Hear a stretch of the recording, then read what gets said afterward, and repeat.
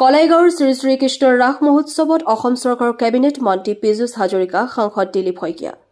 আজি কলাইগাঁৱৰ 40 সংখ্যক শ্ৰী শ্ৰীকৃষ্ণৰ ৰাস মহোৎসৱত উপস্থিত হ'ল অসম চৰকাৰৰ কেবিনেট মন্ত্ৰী পীযুষ হাজৰিকা। উল্লেখযোগ্য যে আজি মন্ত্ৰীগৰাকীক শ্ৰী শ্ৰীকৃষ্ণৰ ৰাস মহোৎসৱৰ উদযাপন সমিতি আৰু আয়তীসকলে নাম প্ৰসংগৰে আদৰি আনে আৰু মুকলি মঞ্চত শৰাই, অসমীয়া জাতীয় গামোচা আৰু মানপত্ৰৰে সম্বৰ্ধনা জনায়।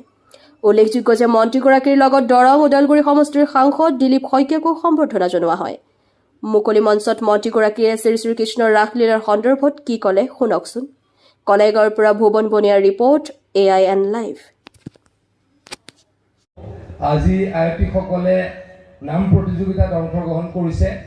মাজতে আহি অলপ আমি আপোনালোকক অসুবিধাতে পেলালোঁ, গতিকে বেছিকৈ ভাষণ নিদিওঁ। সকলোৰে উত্তৰ কামনা কৰিছোঁ। শ্ৰীকৃষ্ণৰ প্ৰেমৰ বাণী সকলোৱে আমি লওঁ, সকলোৱে আমি ইজন